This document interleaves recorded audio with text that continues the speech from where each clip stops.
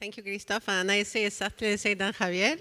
Thank you very much for what you have just presented. I know that all of you were here for this presentation, me too. And now I am at the presentation. Okay. So perfect.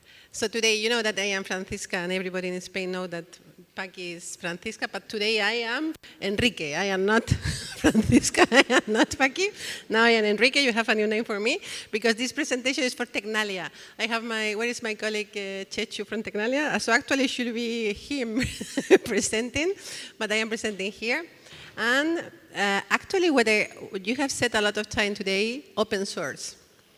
Open source.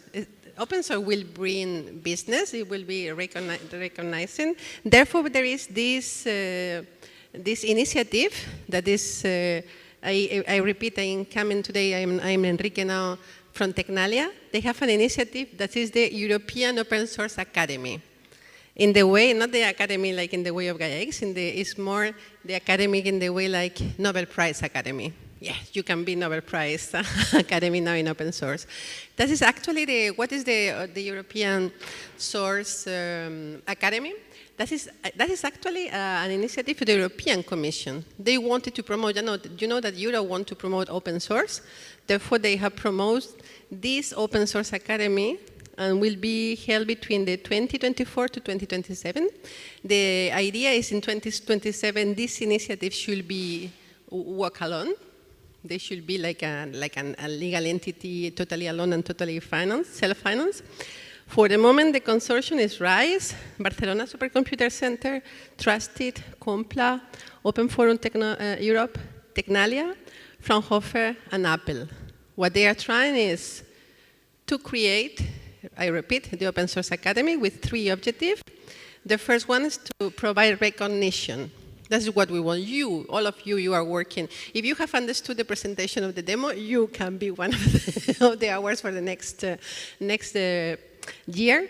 So we try to have the recognition for the organization of people who are contributing to European open source or hardware ecosystem. One thing is the recognition. The other one is to communicate, make the promotion of this type of open source software and open hardware. And the third one is to support these initiatives to enhance the open source software and open hardware skill and education. So recognition, communication, and education. That is the 3 objectives of the Open Source Academy. How they do? They have they have already 13 members.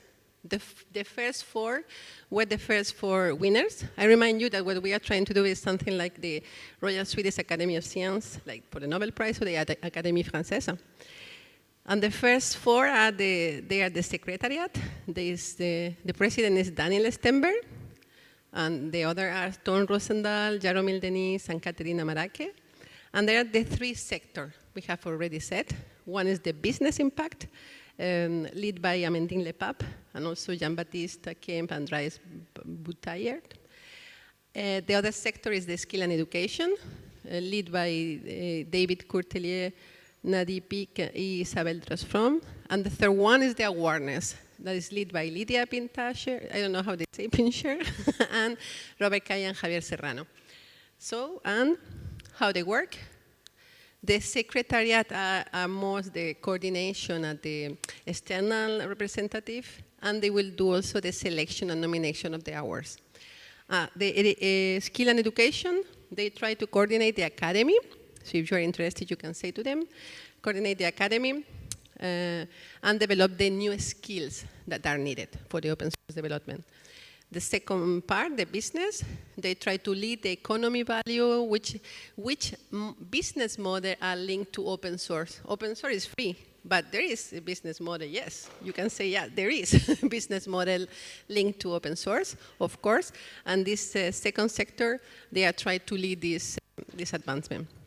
And they will support this analysis and this initiative about business model.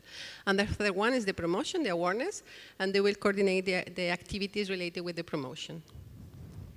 And they have already given the prizes last year. That is a picture of last year. in January 2025. And this year, it will be the 29th of January. Totally by chance, it's the same day they will present Simple in Brussels. That is in the evening, so you can go to both. I have already asked this question because it's exactly the same day. And that is in the evening, so you're open to go also in Brussels to the 29th January to these hours. And it's maybe too fast for this year, but for next year, please present your hours and try to communicate and promote the open source academy. So you can use this QR, and thank you. And I wanted that you are motivated to be the next hours for the open source. Thank you.